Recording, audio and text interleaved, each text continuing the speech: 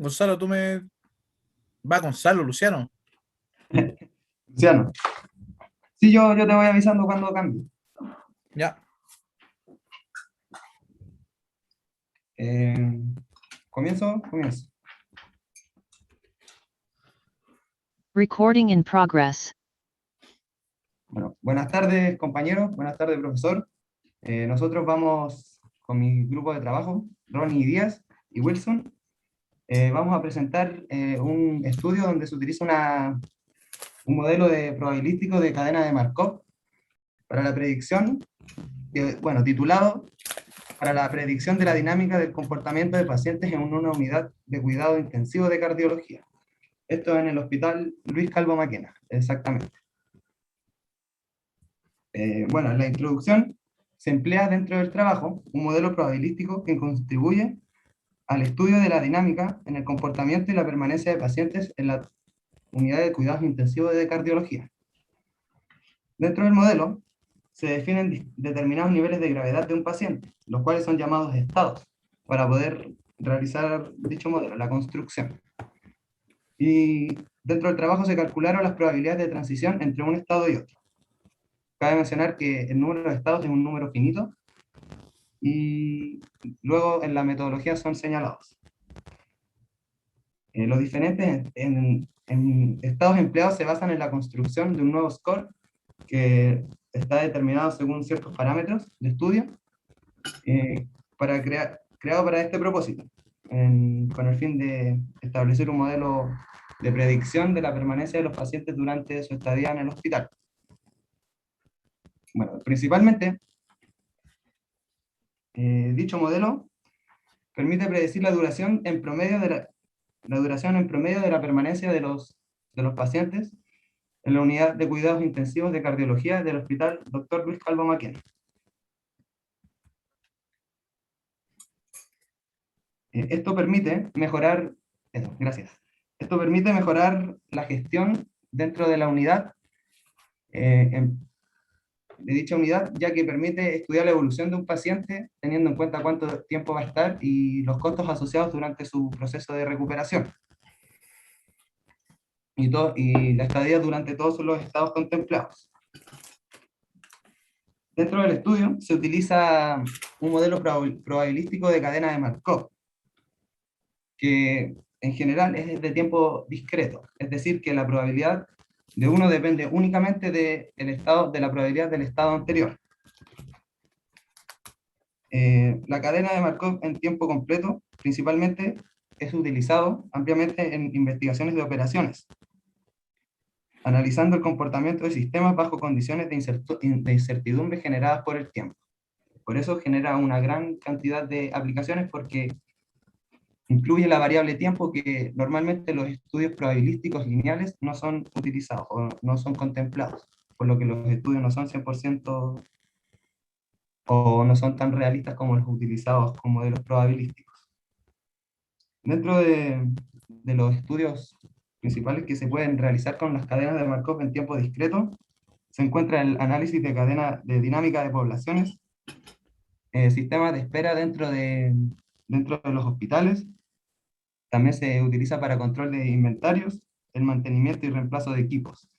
Y también tiene un tono más ingenieril, en donde se toman decisiones de administración e ingeniería y medicina, teniendo en cuenta los costos asociados dentro de todos los procesos que se utilizan. Específicamente en el área de la salud, el paper indica que tiene bastantes aplicaciones el uso de cadenas de Markov, principalmente estudiando el efecto económico. Uno de los estudios señala que el efecto económico que produce el uso de determinada droga durante la permanencia de un paciente en una unidad de cuidados intensivos. También se utiliza para estudios predictivos y comparativos por sexos, en pacientes que presentan muertes por sepsis dentro de la unidad de cuidados intensivos.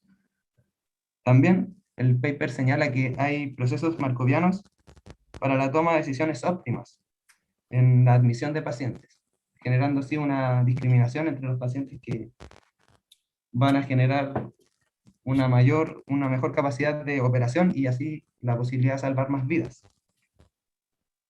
También se utilizan en variados estudios económicos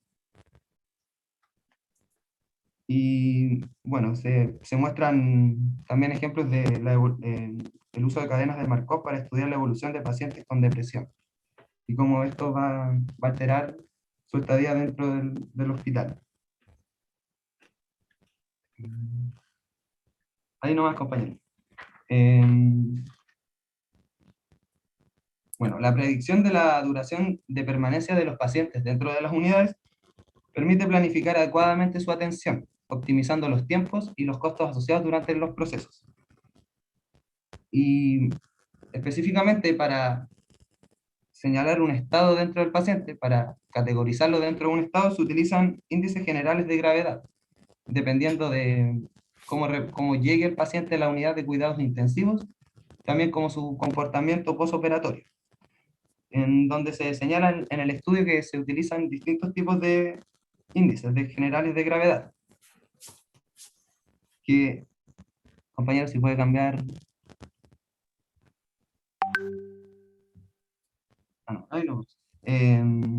Bueno, los índices generales de gravedad señalados es el SAPS, por sus siglas en inglés, que significan,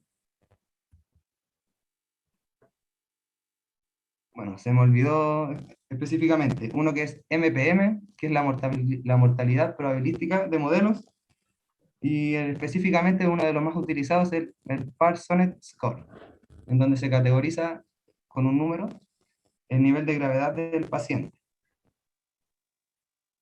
Así, se cataloga el estado de cada paciente y se describe el comportamiento del paciente dentro de lo inmediato, indicando cuáles son los pasos a seguir en una óptima atención con el objetivo de salvar el mayor número de vidas.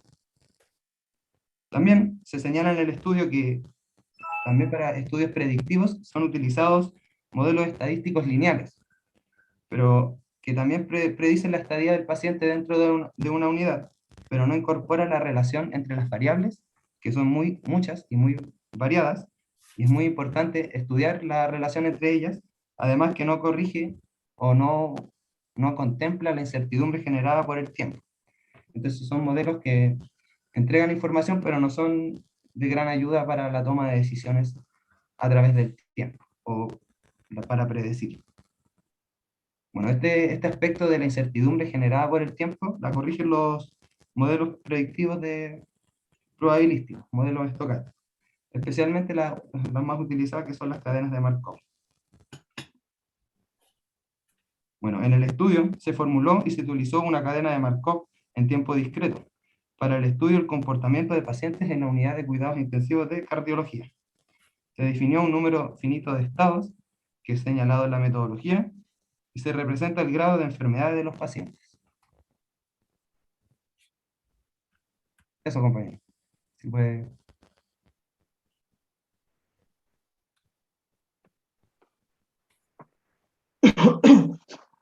Ya, en la cadena de Markov en estudio, eh, la, la variable aleatoria denota el estado del paciente en el tiempo t. ¿Ya? De esta forma, para cada paciente se tiene una secuencia de X0, digamos, el estado que presenta el paciente en el tiempo 0 al ingresar a la unidad de cuidados intensivos, X1 en la etapa 1, X2 hasta XN. Esa información se recoge para todos los pacientes. Y obviamente el estado T, digamos, depende del estado anterior. Los estados que se definieron acá tiene relación con los riesgos que presenta el paciente en cada etapa, partiendo, son 5 estados, donde el último, y a cada estado se le asigna una puntuación, ¿ya? Un score, que depende, digamos, de ciertos factores que presenta el paciente. Claramente también cada factor, obviamente como tiene como se le da una asignación numérica, dentro de cada factor también hay, por decir, subfactores, los que determinan la puntuación que tiene cada paciente en cada etapa. El estado representa el estado de cuando el paciente abandona la unidad, cuando sale, ¿ya? Por eso después vamos a ver más adelante que la probabilidad de ese estado es exactamente 1 y que no hay probabilidad, digamos, de pasar de un estado al E, digamos. Las probabilidades de pasar del estado A a E es 0 y lo mismo con B, C y D. La hipótesis que contempla este modelo supone un número finito de estados, ¿ya? En este caso son 5 estados, y también se supone conocida la distribución de probabilidades de los pacientes, y esto más se relaciona con el porcentaje de pacientes que hay en cada estado en la unidad de cuidados intensivos. También se supone que la transición de un estado a otro, o que la transición del estado actual, digamos, va a determinar lo que suceda con el estado siguiente. Y se supone también que la probabilidad de transición es independiente de la etapa del tiempo. Siguiente, por favor.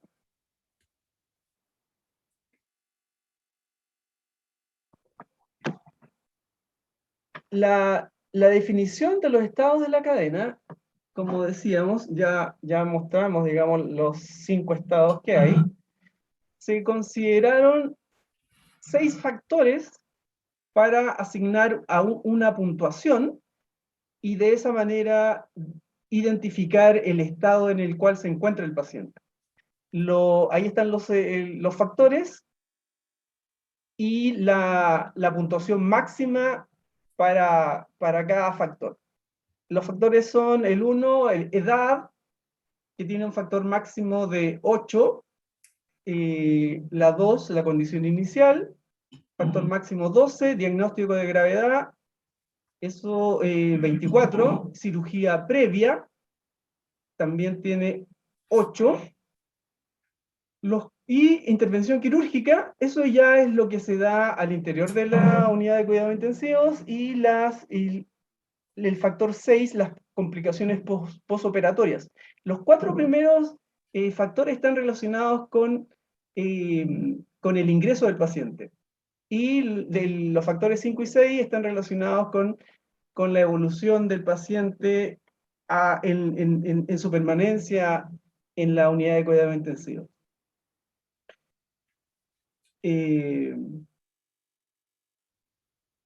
esta forma, se tiene una secuencia, obviamente se recogieron los datos en un periodo de tiempo, de la evolución de cada paciente desde el inicio, desde el ingreso, digamos, ahí tenemos un estado, por ejemplo, en X0, este paciente estaría en el estado C.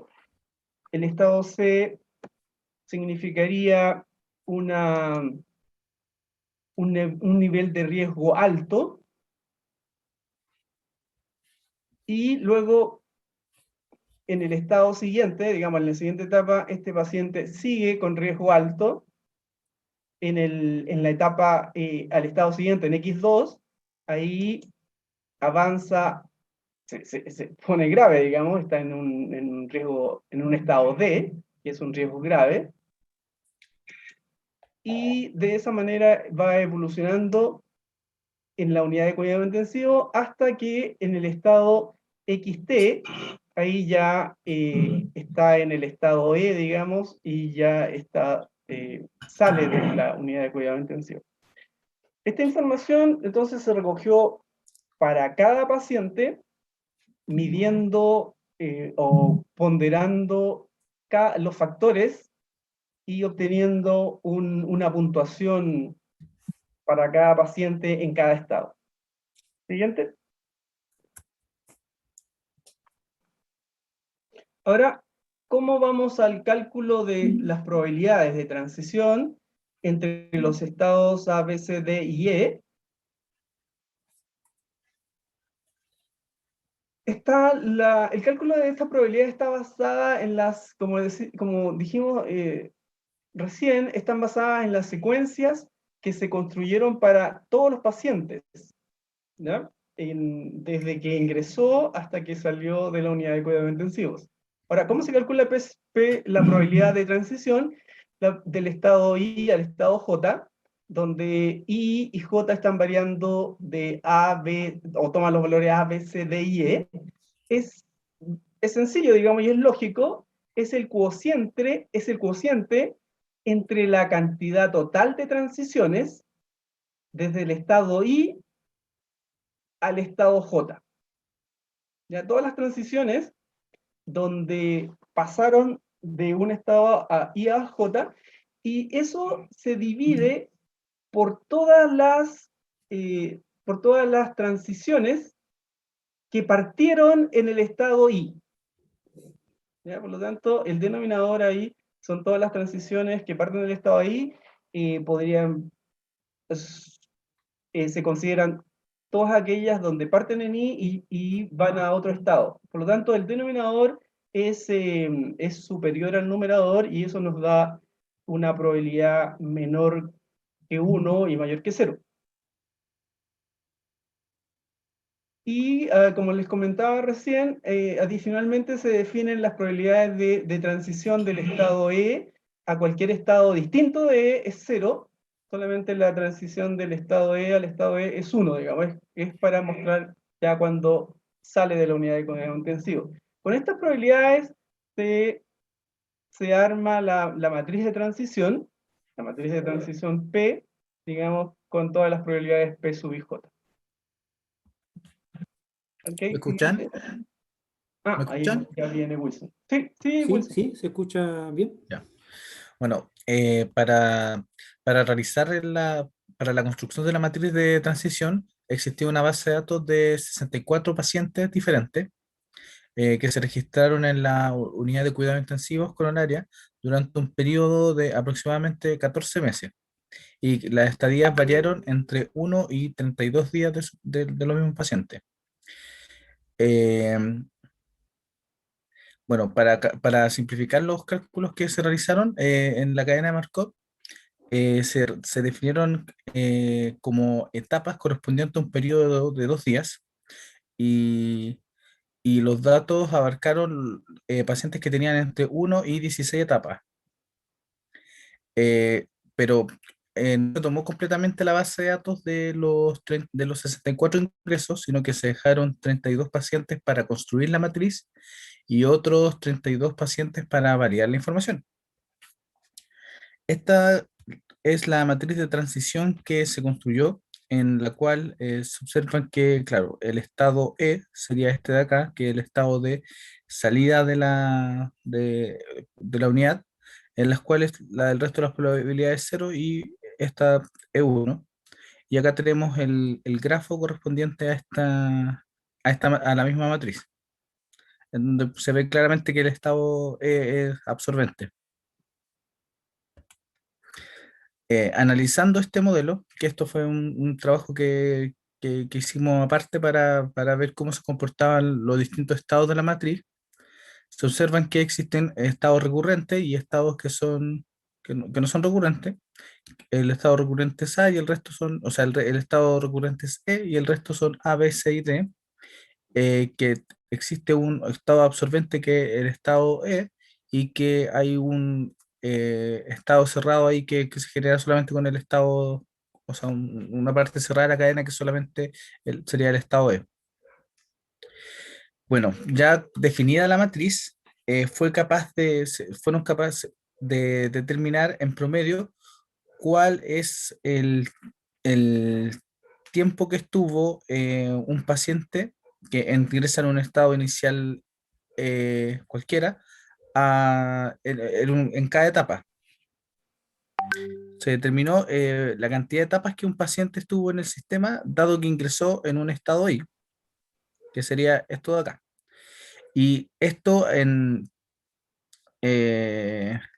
con esto se puede determinar que eh, un paciente que ingresó en estado A, y aquí se tomó un tiempo de 16, porque si se hacía atender esto a infinito, o sea, en verdad más que infinito, un número bastante grande para el tiempo que se estaba manejando, se determinaba la cantidad de etapas que estuvo un paciente en cada uno de los estados. Es decir, que cuando ingresa en estado A, un paciente tiende a estar 6 días dentro de la unidad. Un paciente que ingresa en estado B tiende a estar 12,7 días en la unidad, y así con el resto de los estados. Y con esto se pudo determinar un valor estimado de etapa de la estadía independiente del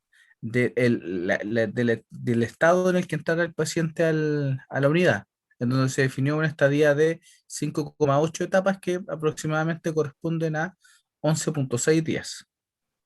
Y con el resto de la información, ya que se tenía el resto de los 32 pacientes que no fueron considerados para la construcción de la matriz, se realizó la validación de la información, en donde se vio el registro de días que estuvieron en permanencia sus pacientes versus la cantidad de días que estimaba que iba a estar el paciente dadas sus condiciones.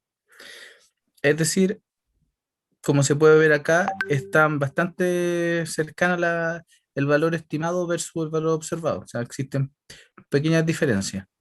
Claro que si se observa en términos generales, acá en la parte inferior, el estimado estaría un poco sobre el observado, y luego de cierto punto lo estimado tiende a ser un poco más bajo que lo observado.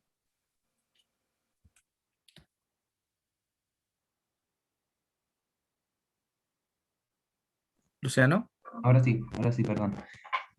Bueno, el trabajo propuso el modelo marcoviano como conclusión para predecir la permanencia de los pacientes en las unidades de cardiología de tratamiento de cuidado intensivo, describiendo la permanencia de los pacientes en términos probabilísticos y resolviendo el problema de incertidumbre generada por el tiempo. Se logró establecer, como nombró mi compañero Wilson, una predicción promedio de permanencia de casi entre 11 y 12 días, lo que permite realizar un buen plan de trabajo y optimizar todo el proceso que hay detrás de la atención del paciente. El modelo empleado resultó ser satisfactorio para abordar dicho problema de estudio. De igual manera, la propuesta de un score y los diferentes estados considerados permiten reflejar adecuadamente las complicaciones, abordar adecuadamente las complicaciones y generar los niveles de gravedad de los pacientes. Así se ordena el trabajo y es posible realizar una mejor labor. Además, como se muestran en los resultados, lo estimado con lo que se tenía como datos fue un poco mayor, por lo que dicho parámetro que aumentó es muy importante a considerar dentro del trabajo. También el estudio sugiere al final un aumento en la cantidad de estados puede ser fácilmente incorporado y no alteraría mayormente el modelo ni su complejidad. Además, sugiere que es posible realizar una extensión del modelo propuesto mediante métodos más complejos, en donde se tendría una información más detallada de lo que impacta en el tiempo de permanencia de los pacientes. Eso. Muchas gracias, compañeros y profesor. Muy bien.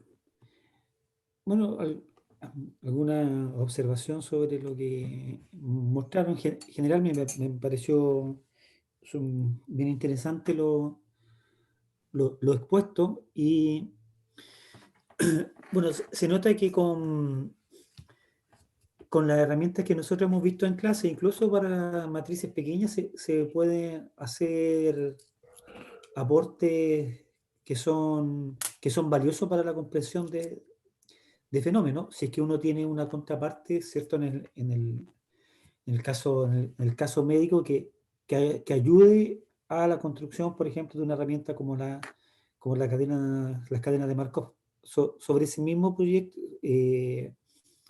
modelo que está que ustedes pusieron, se pueden calcular otros parámetros de los que hemos visto en clase, ¿cierto? O sea, hay algunos que estaban ahí parecidos, pero hay otras cosas que también se pueden agregar sobre lo que ya está. Claro que hay que darle una interpretación y ver la utilidad que sostiene. Pero el objetivo principal de esta exposición era justamente ver de qué manera aparecen aplicados estos conceptos en situaciones más reales.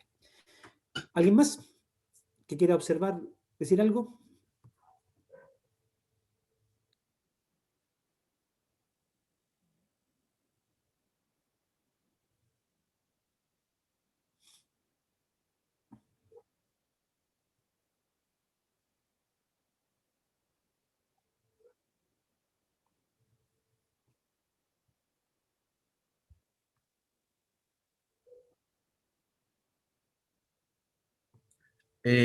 Creo que era un equipo compuesto por personas del hospital, por memorantes, o sea, no memorantes, sino que internos del hospital, y ingenieros de la Universidad Federico Santa María, de la carrera de Ingeniería Civil.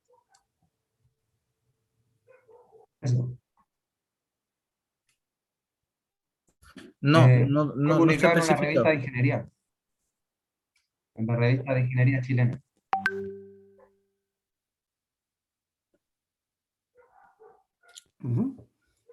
Ciertamente. A ver, ¿Hay- si me dan un ¿Alguien más? segundo, podría mostrar el paper Claro, veámoslo. ¿Qué opinan? para ver los autores.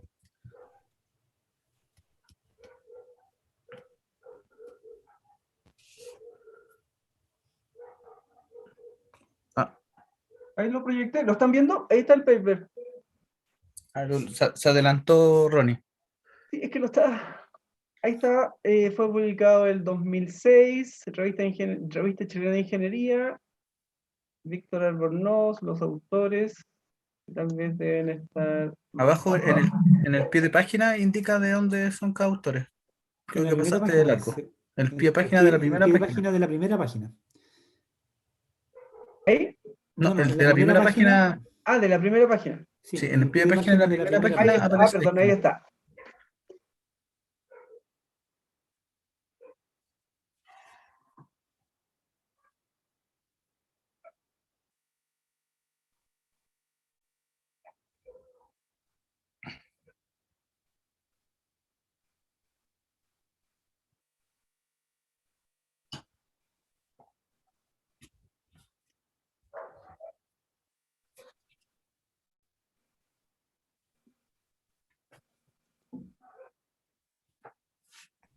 Ok. ¿Alguien más?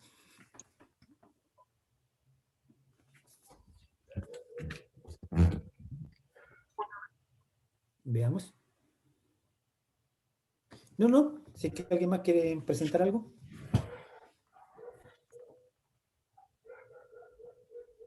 Reinaldo, ¿presentas tú?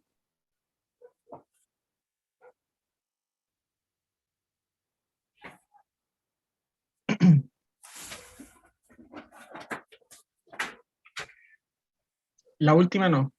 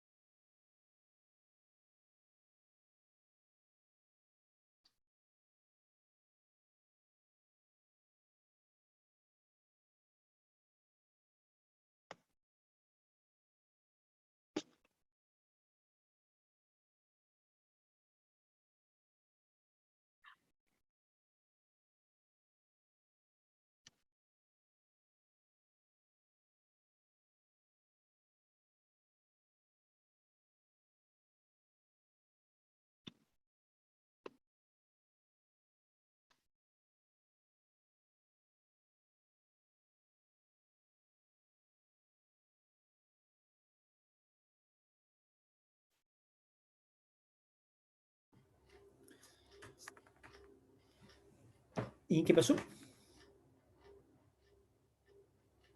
Ah, ya. Ok. Perfecto.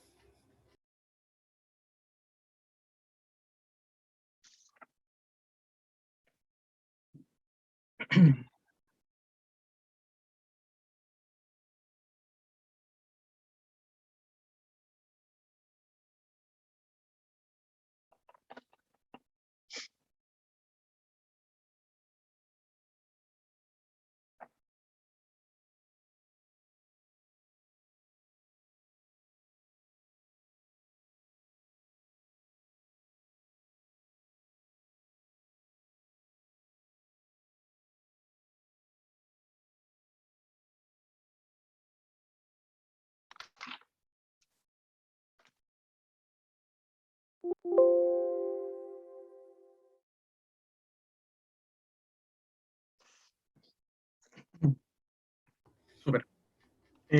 Buenas tardes, compañeros. Junto con Reinaldo nos tocó hacer un estudio de un modelo de sucesión ecológica realizados en los bosques de Estados Unidos en el año 1999 en el año 1974 por un señor de apellido Horn. Bueno, Henry Horn fue un ecólogo, fue un ecólogo y académico de la Universidad de Princeton, quien trabajó mucho tiempo de su vida en patrones de sucesión forestal, dispersión de semillas y geometría de los bosques. Particularmente en 1981 utilizó cadenas de Markov para modelar la transición de especies desde estados tempranos hasta estados avanzados de bosques caídos en el este de Estados Unidos. La siguiente, por favor, Reinaldo. Bueno, este modelo permite predecir, como ya lo sabemos, cambios en la distribución de las especies, basándose principalmente en las probabilidades de transición, por lo cual podemos predecir la abundancia en distintas sucesiones de tiempo de este bosque. Cabe recalcar que cada individuo tiene una probabilidad de ser reemplazado por otro árbol con distintas proporciones. El modelo de por sí toma una forma de panal, se representa por un panal de abejas todos estos sitios, y tenemos una sucesión inicial de individuos, la cual se va representando por un vector que va de N1 a N sub S. La siguiente, por favor.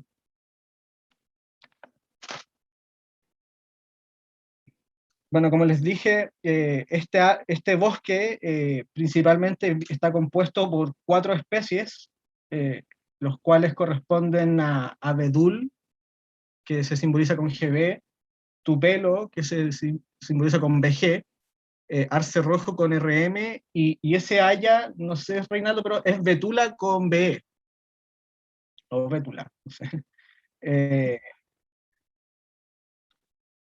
Las probabilidades de transición que anteriormente les mencionaba en este bosque, básicamente se definen de la siguiente forma. Como les comentamos, son bosques que ya están caídos en Estados Unidos, por lo cual todos los renovales que se vayan ubicando debajo del bosque pueden representar cierta probabilidad en esta matriz de transición. Por ejemplo, si debajo de un abedul maduro hay 100 renovales, y solo 5 de estos corresponden a un abedul, la probabilidad de que un abedul reemplace a otro abedul es de 5 sobre 100, y si así, por ejemplo, debajo los renovales hubiesen 50 renovales de arce rojo, la probabilidad de que un arce rojo reemplace un abedul va a ser de 50 sobre 100.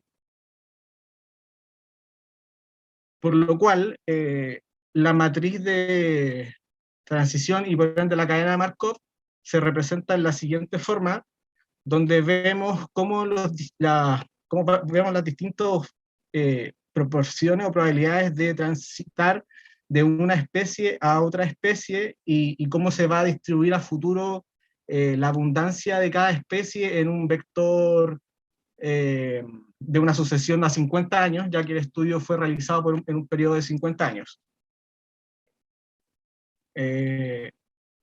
Lo siguiente. Por lo cual, acá vemos nuestra matriz markoviana de transición y nuestro vector de sucesión inicial, C sub 0, en el cual la forma de ir calculando las nuevas sucesiones es este mismo vector inicial, el cual va a ir variando a medida que se va multiplicando por la matriz de transición. Por lo cual, por ejemplo, para una primera sucesión, donde tenemos una abundancia de solo 100 abedules y ninguna otra especie representada, finalmente multiplicando por la matriz de sucesión, perdón, la matriz de transición, nuestra sucesión número 1 va a ser representada por el vector C sub 1, y así para la sucesión 2 y las posteriores sucesiones, por lo cual siempre se va a ir multiplicando el nuevo vector que se calcula por la matriz de transición ya representada. La siguiente, por favor. Entonces aquí ya vemos, por ejemplo, cómo va cambiando la sucesión y cómo se va estabilizando a medida que van avanzando las sucesiones, y nos damos cuenta que ya posterior a, bueno, aquí no representamos la sucesión 47, 46, pero ya desde la sucesión 45, el vector de sucesión que va quedando final se va estabilizando, y ese vector inicial donde teníamos 100 abedul en un periodo de 50 años, donde los distintos árboles van madurando, solo finalmente nos quedamos con bétula con una abundancia de solo 2 individuos. Eso por mi parte.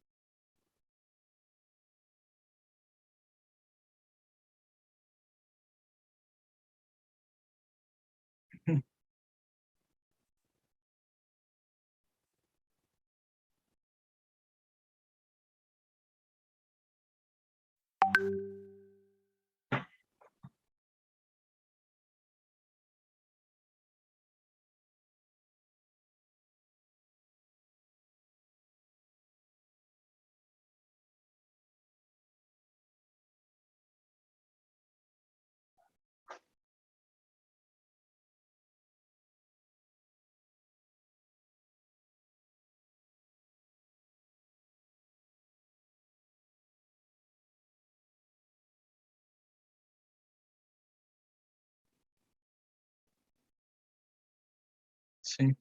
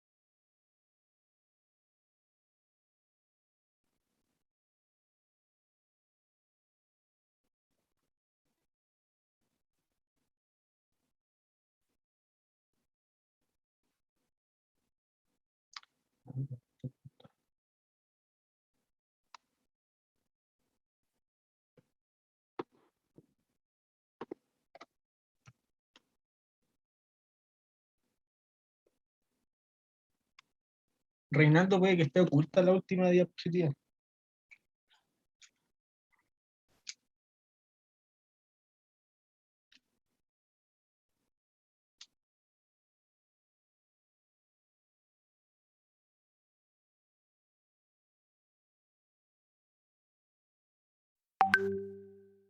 Te iba a decir que en lo que tú me mandaste sí aparece una con los valores propios.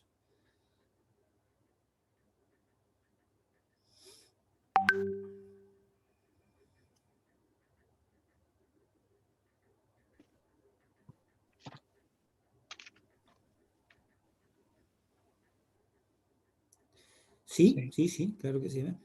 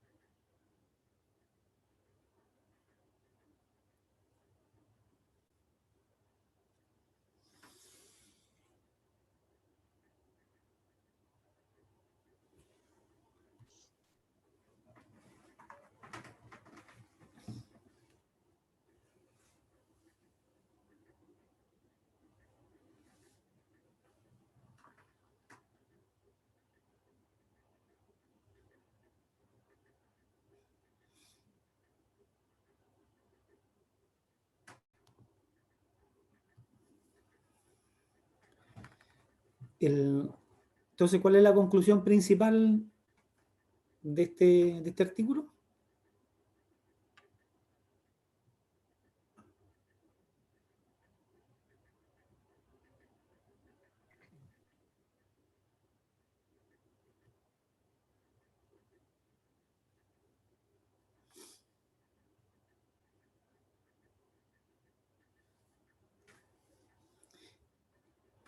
Ya, o sea, esto entrega al final información importante cuando uno quiere hacer medidas de preservación, de biodiversidad. Lo que está mostrando este trabajo, ¿cierto? Es que si las condiciones o la hipótesis con la que se construyó el modelo son ciertas, va a haber una pérdida enorme de biodiversidad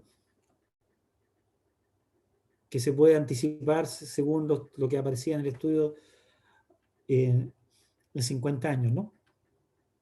Y por lo tanto permitiría, en principio, tomar algunas medidas remediales que ayudaran a evitar ese escenario, si es que lo que se pretende es efectivamente tratar de mantener la diversidad que en este caso se ve que está en riesgo. Ok, ya, perfecto. Y nos queda todavía algo de tiempo. No sé si hay alguna consulta o alguien más va a exponer. Nos toca a nosotros, a mí, con Rebeca. Voy a empezar a presentar la pantalla. Cuando se ponga a presentar, no sé qué. ¿Está presentando? No todavía. Se fue a negro. Está compartiendo, dice. Ahí se ve.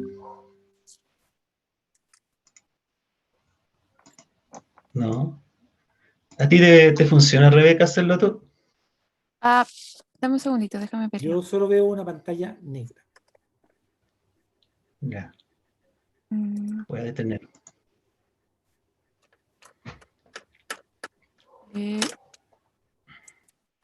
dame un segundo, voy a ver si lo puedo compartir yo. Creo que no lo había descargado del todo.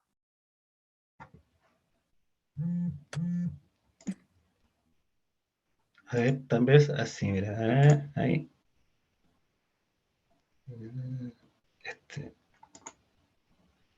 Ahí se ve.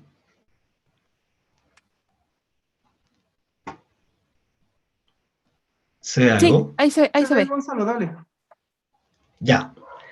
Estamos entonces. Bien, con Rebeca nosotros decidimos hacer una revisión y explicar de forma más bien Simple, muy simple. Un modelo de nombre, el modelo de Ehrenfest. Y para eso entonces vamos a seguir el siguiente orden. Nuestra tabla de contenido, ¿no? Primero nos vamos a referir a qué es, o digamos, cómo podemos entender la difusión de un gas. Bueno, qué es un gas, y que nos podamos imaginar y que ustedes hagan el esfuerzo también de cerrar los ojos, tal vez, imaginarse lo que les voy a proponer que se imaginen. Y después Cerramos los ojos, nos vamos a se ver la propone, presentación. solo por un momento, ¿ya? Cuando les diga proponer un modelo después para estudiar la difusión de un gas, después vamos a examinar más o menos detalladamente el modelo y finalmente nos vamos a referir a los límites de este modelo. Bien, ¿qué son los gases? Bueno, como podemos ver ahí, esa es una imagen de humo, ¿cierto? De gas, de algo que nosotros corrientemente podemos ver e imaginar, forma parte de nuestra vida corriente, ¿cierto? Es una masa de aire, o que si uno le pusiera tal vez una lupa, lo podría imaginar como partículas moviéndose de un lado a otro de manera bastante desordenada. Desde esta perspectiva, debemos nosotros considerar que la experiencia corriente nos parece indicar que los gases poseen estas propiedades, que la imaginamos, digamos, desde lo que nosotros solamente podemos pensar, la experiencia cotidiana que tenemos a lo largo de nuestra vida. Primero, esa masa se difumina, ¿cierto? Tienden a difuminarse, se pueden atrapar los gases en espacios cerrados, ¿cierto? También se comprimen en la medida en que se contrae el espacio que los contiene, ¿ya? Si uno encierra un gas y comprime el espacio que los contiene, el gas se comprime en conjunto con el espacio. Otra cosa importante que debemos recordar es que aumenta la fuerza que los gases ejercen contra las paredes de un receptáculo que los contiene, si es que el volumen de este receptáculo disminuye, ¿ya? Y también que aumenta su temperatura si el espacio que los contiene también se achica. Para imaginar esto, este es el modelo más, o sea, es una forma canónica de imaginar cómo es digamos, a qué se deben esas, digamos, observaciones que recién acabo de mostrar, ¿no? ¿A qué se deben, digamos? Consideremos un gas entonces como un conjunto de partículas esféricas muy pequeñas que están colisionando elásticamente entre sí y con las paredes del receptáculo en el que se encuentran, como aparece ahí en la imagen. Ustedes pueden ver que hay pequeñas bolitas de gas colisionando entre sí, hay que imaginársela el movimiento, ¿no? Entre sí con las paredes del contenedor, ¿no? Esta genial idea permite explicar las características anteriormente mencionadas en términos de la frecuencia de las colisiones sobre la superficie helada, es decir, las paredes del contenedor. Si el número de partículas que colisionan con las paredes del contenedor no cambia, entonces a menor superficie de colisión hay una mayor frecuencia de colisiones por unidad de área, lo que explica la mayor presión y temperatura que sentimos. Y de manera análoga, a una mayor área de colisión, menor frecuencia de colisiones por unidad de área, lo que explica, al contrario, ¿cierto?, la menor presión y la temperatura que sentimos. Sobre la base de esta genial idea, entonces, en 1738, Daniel Bernoulli publicó la obra Hidrodinámica, sentando las bases de la teoría cinética de los gases y planteando los argumentos que todavía se utilizan hoy en día de que los gases se componen de un gran número de moléculas, pero un gran número de moléculas que se mueven en todas las direcciones y que su impacto en una superficie causa la presión del gas que sentimos, y que lo que se experimenta en forma de calor es simplemente la energía cinética de su movimiento. Difusión de un gas. Aquí entramos al tema del modelo que nosotros vamos a presentar hoy. Se llama el modelo de Ehrenfest y es un modelo de difusión de un gas propuesto por Tatiana y Paul Ehrenfest, con el objeto de explicar la segunda ley de la termodinámica. Rebeca, ahora vas a presentar tú. ¿Sí? Gracias, compañero. Entonces podemos... ¿Dejo dale. ¿Dejo de presentar yo? No, dale, comparte nomás. Descubrí que sí podía rayar, así que... ¿Se ve? no, todavía no. ¿O se salió? Ya, voy a compartir de nuevo. Perdón, se me olvidó decirte que sí podía rayar con esa presentación. Ya. Allá voy. Ahí estamos. Listo. Perdón. Entonces, Ahí está. opciones, Dale. al tiro. Es que no, estoy viendo que no me da la opción de rayar ahora. Sorry. Pero en antes estaba compartiendo uno de los chicos y sí podía, me daba la opción de anotar. Dame Me da la un- impresión de que las personas no pueden rayar. A ver, vamos a hacer algo. Tú quieres rayar, ¿verdad? Ujú. Entonces te voy a ver si te coloco como coanfitrión. Quizás ahora se activa. ¿Se activó la opción de rayar? Eh,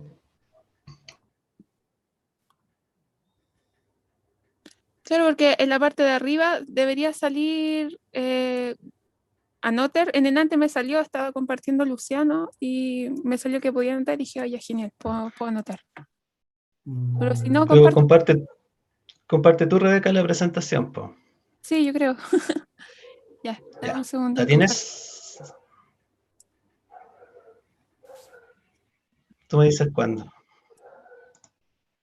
Ahí. Ya, ¿se ve?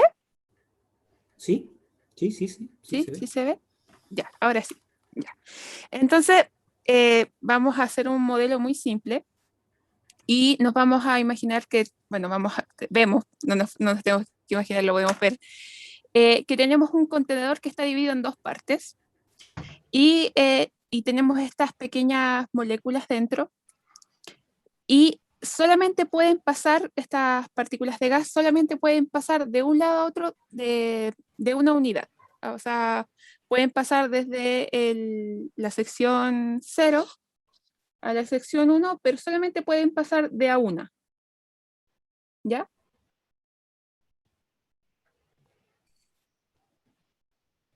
Entonces, ahora llevamos este modelo de una forma mucho más simplificada.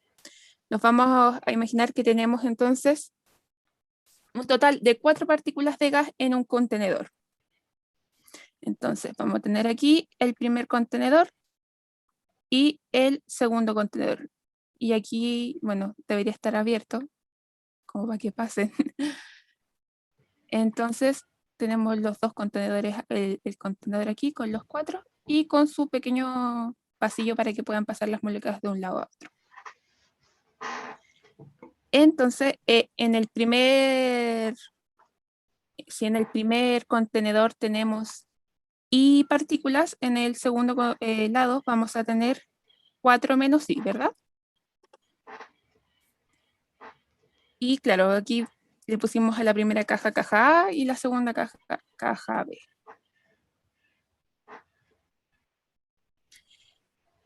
Entonces, esa es la idea.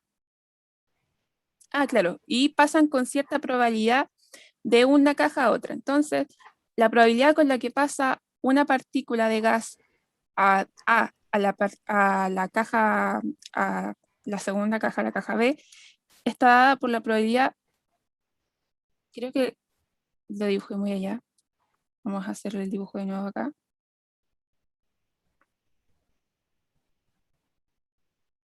Si se puede ver mejor. O sea, ahí y aquí 4 menos I. Entonces, la probabilidad que una partícula pase de la caja A a la caja B va a estar dada por I partido en 4, y la probabilidad de que pase, esta es la caja A, esta es la caja B, de que pase de la caja B a la caja A va a estar dada por, lógicamente, 1 menos I partido 4. Entonces, con este modelo, vamos a considerar los estados los vamos a considerar como la cantidad de bolitas que tiene, o sea, cantidad de bolitas, la cantidad de moléculas que tiene cada caja. Entonces vamos a decir que tiene un estado 0 si la caja está en estado 0, si tiene 0 partículas, en estado 1 si tiene una partícula y así sucesivamente hasta la cantidad de partículas que tengamos, que en este caso es 4. Entonces, claro, pues, si tenemos en un contenedor, tenemos 3 partículas, entonces acá vamos a tener una, ¿no? Entonces, la probabilidad de que pasemos de tener de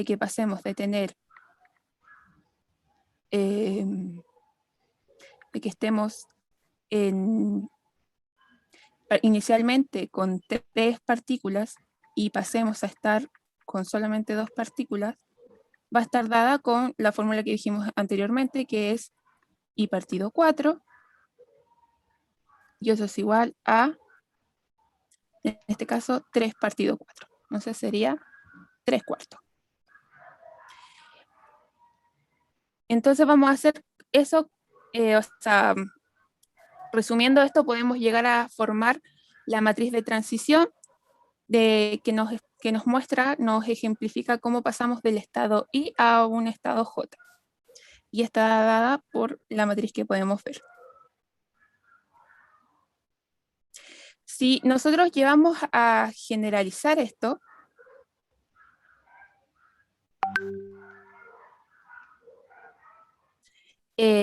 generalizando esto podemos tener m partículas, porque la vez anterior lo hicimos, pero lo hicimos con una cantidad reducida de partículas. Entonces, ahora, ¿qué pasa si lo hacemos con una cantidad m de partículas? Al tener una cantidad m de partículas, vamos a poner reglas. Entonces, por ejemplo, si tenemos 0 partículas, vamos a hacerlo así. Entonces, en un lado vamos a tener I partícula y en el otro lado vamos a tener M menos I partícula.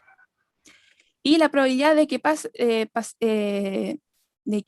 pasemos de un estado con I partículas a un estado con I menos 1 partícula va a ser de I partido M. Es exactamente lo mismo que el modelo anterior, pero esta vez con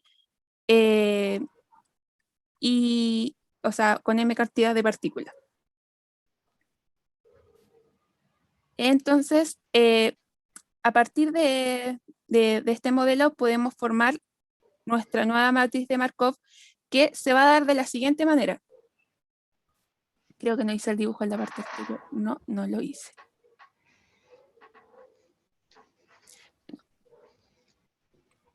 Entonces, nuestra cadena de Markov, resumida acá, si se fijan, no podemos pasar del estado 0 al estado 0 de nuevo, porque las partículas van a estar, como bien dijo Gonzalo, constantemente en movimiento. Entonces, nunca se van a quedar quietas, no podemos pasar de un estado 0 a un estado 0. Entonces, la matriz nos va a quedar algo así. Nos va a quedar una matriz acá. Claro, la probabilidad de quedarme ahí en 0 es 0. La probabilidad de que me vuelva, que teniendo 0 partículas me entre una, va a ser de 1. Y ya con eso ya cerramos, por ejemplo, este ciclo. Vamos a ir hasta el 0. Después, en una segunda oportunidad,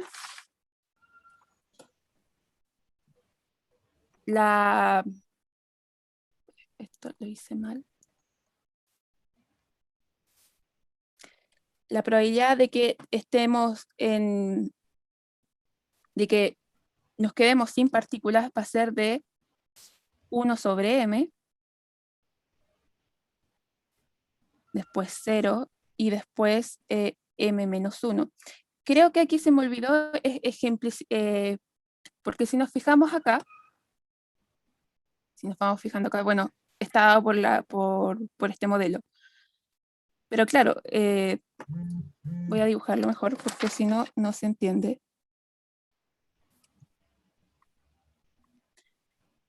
Tenemos el estado E0, el estado E1, el estado E2, el estado E3 y el estado E4.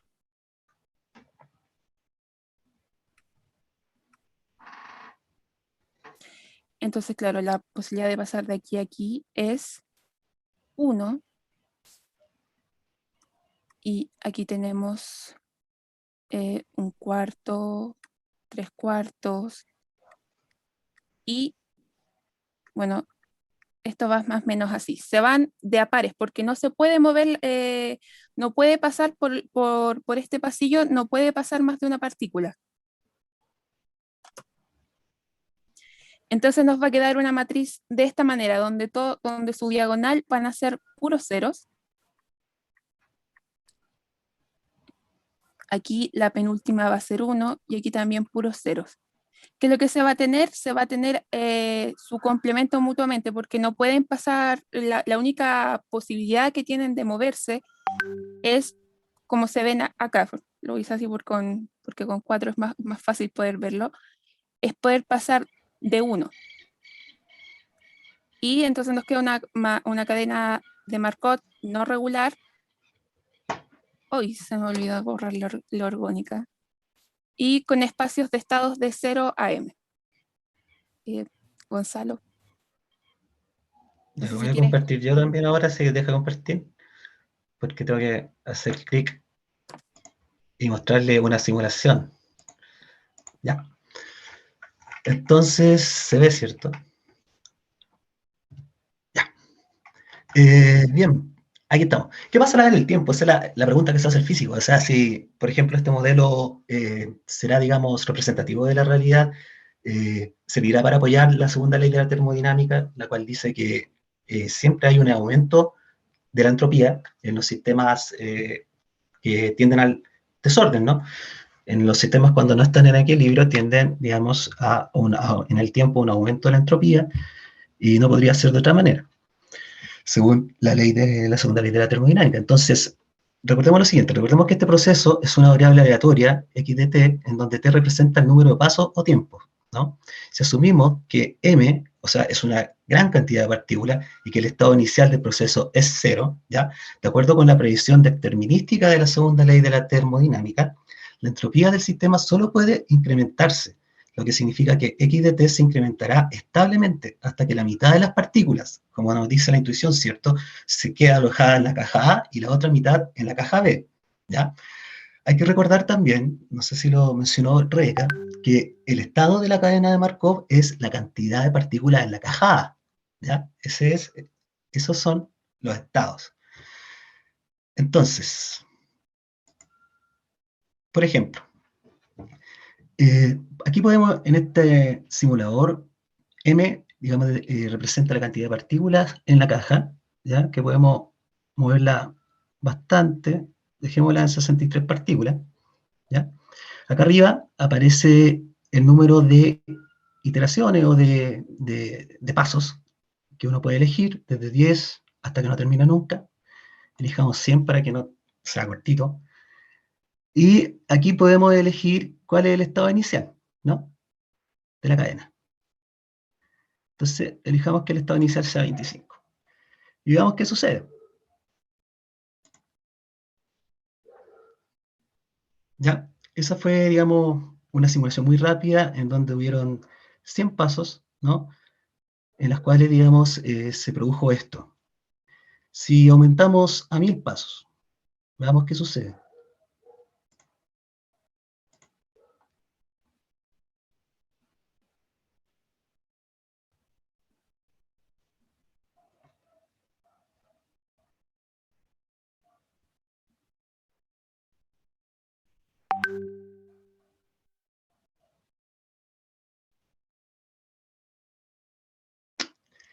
Eso sucedió. Como con esto nosotros podemos observar que... ¿cómo salgo de aquí? F11. Con esto nosotros podemos observar lo siguiente. Que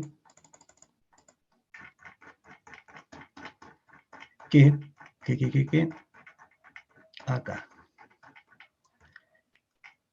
Que la simulación anterior nos muestra claramente que el sistema rápidamente se aleja de su estado inicial, como pudimos ver, ¿no?, para fluctuar alrededor de un punto medio.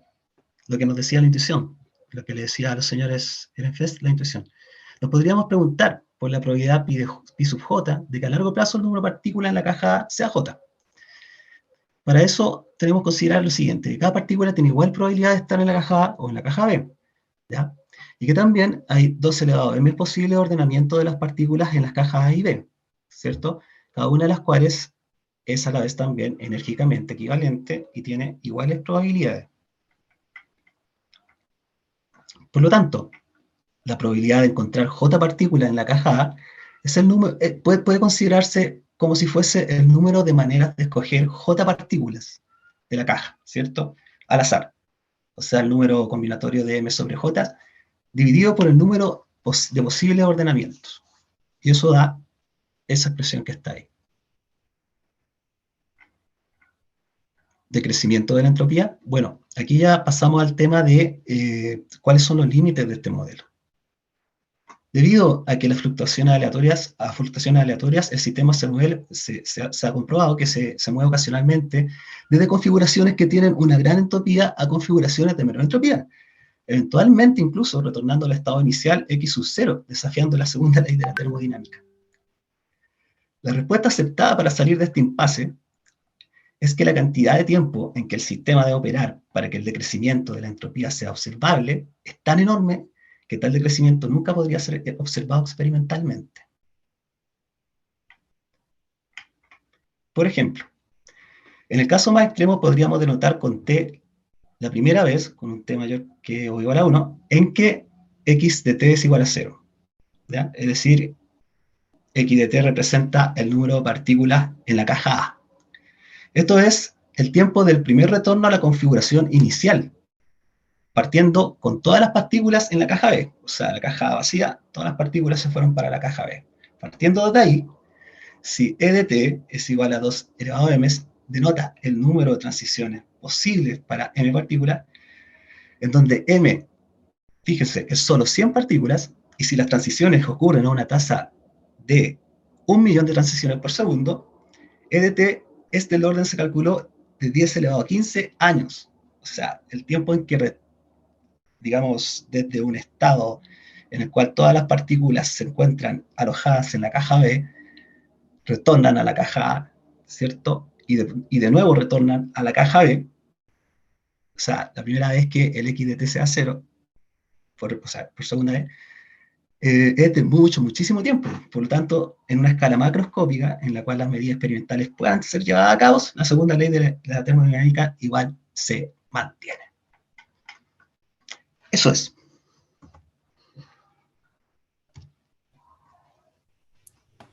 Ok. ¿Alguna conclusión de ustedes, aparte de lo ya dicho? ¿Algún comentario de los expositores?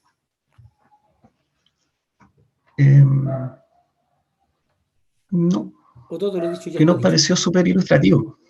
Claro, nos pareció súper ilustrativo llevar a cabo, o sea, pensar también el modelo con el tema de pensar que se trata de dos urnas en las cuales una cierta cantidad de bolitas elegidas al azar por alguna gente. Y eso después transformarlo, digamos, al modelo físico. Ya. Bueno, esta es una explicación bien probabilista de la ley de termodinámica que es compatible con las observaciones. Cosa interesante. Nos dice que sea imposible, ¿cierto?, que todas las partículas que salgan de un lado y vuelvan al otro, sino que es de una probabilidad tan altamente pequeña que en la práctica, para nuestra percepción de la realidad, se hace imposible. Esto como comentario un poco al lado como filosófico. La probabilidad permite tener una interpretación de los milagros. Cuando dice esto ocurrió por milagro, quiere decir que ocurrió algo no que fuera imposible, sino que ocurrió algo que tiene una probabilidad muy escasa de ocurrencia, pero que sin embargo sí puede darse, ¿no? Sí puede darse. Por ejemplo, hay cosas que en la práctica la ley de física no lo prohíben, que es equivalente a lo que mostraron ustedes, ¿cierto? Es que si uno tiene un vaso de vidrio que se Si uno lo suelta, que se cae, que baje, se haga pedazo en el suelo, eso está muy bien descrito por la ley de la física, pero sin embargo las mismas leyes no impiden de que ese mismo vaso se reconstruya y suba, ¿cierto? Si es que uno le coloca supuestamente energía suficiente para que eso ocurra. Las leyes son, en este caso, son reversibles, pero en la práctica uno no ve que eso ocurra, uno ve vasos que caen y se rompen, no vasos que se reconstruyen. Y eso tiene que ver con la ley de la termodinámica y con la escasa probabilidad de poder observar que eso suceda. O sea, si uno tiene, para que eso suceda, uno tiene que esperar 10 a la 15 años, 10 a la 15 años es más que la edad del universo. Ok, me parece súper interesante, chiquillos. ¿El simulador lo hicieron ustedes? ¿Cómo? ¿El Sí, simulador? no, ¿No? Sí, era de bien. una página, no, de una página web, Súper estaba hecho. súper el simulador porque permite justamente de forma bastante visual ir mirando lo que sucede. Reinaldo tenía una consulta, me parece.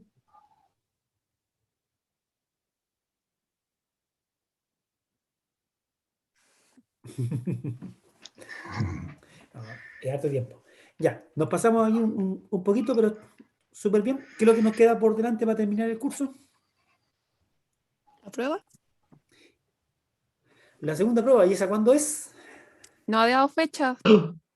¿Le parece la próxima semana? ¿Puede ser cualquier día que ustedes quieran? ¿Con el tiempo ahí en el momento, igual que la última vez, o con...? Bueno, va a tener un tiempo formal, pero si es que llegara a necesitar un poquito más de tiempo, le podemos dar unos cuantos minutos más. Como dijo, unas cuantas semanas más. ¿Unos No, días? Unos minutitos tanto como eso no, porque tenemos que concluir. ¿Cuándo prefieren que sea la prueba? En cuanto a materia ya estamos concluidos.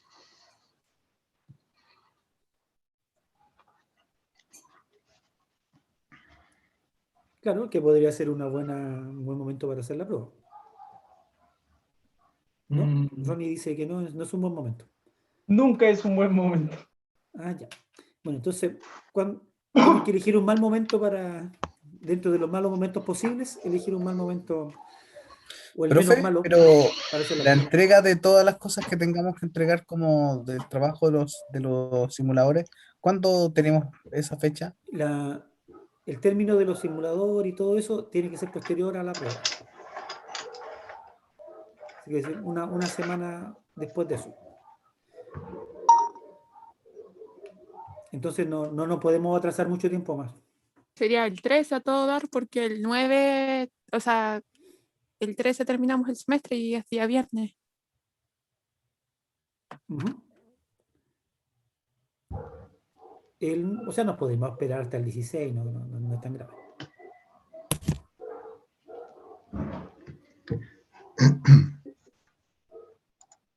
El 16, pero no la prueba. El 16 sería la presentación de lo que construyeron con su generador de número aleatorio y simuladores varios.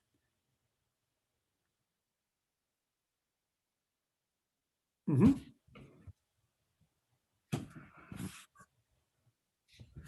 Ya.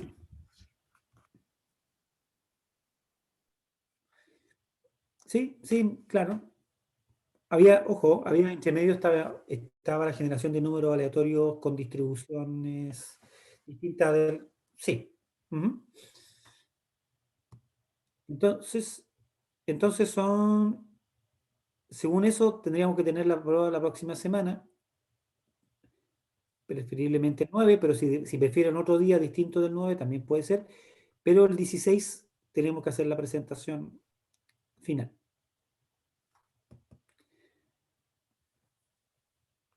¿No debiera El hacer la 11, prueba? el 11, el 11.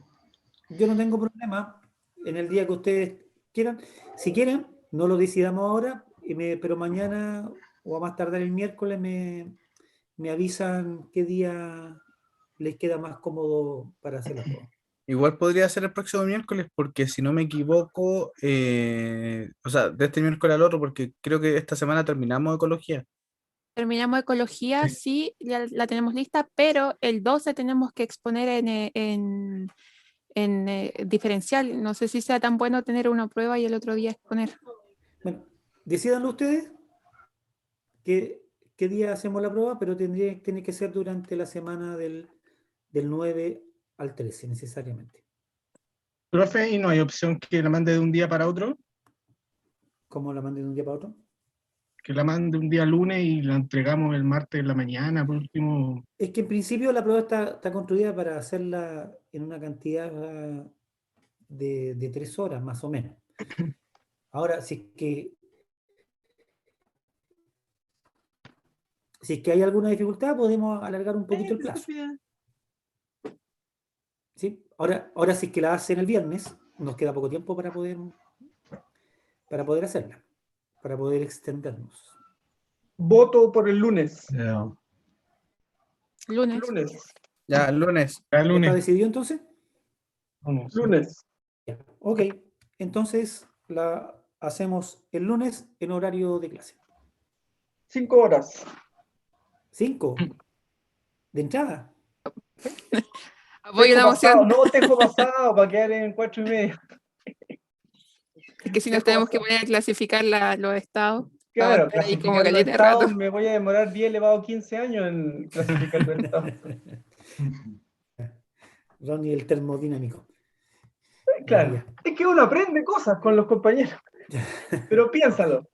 Piénsalo y hasta el miércoles nos dice qué te parecen 5 horas. Ya, ok. De todas maneras, el lunes entonces la prueba. ¿Sí? Sí. Perfecto. Ya, nos vamos entonces, porque ya no estamos medio pasaditos. Dejamos de grabar Recording stopped. y nos veremos las caras nuevamente el próximo lunes. Que estén muy Chao, bien. también. Chao. Chao, profe. Chao. Chao.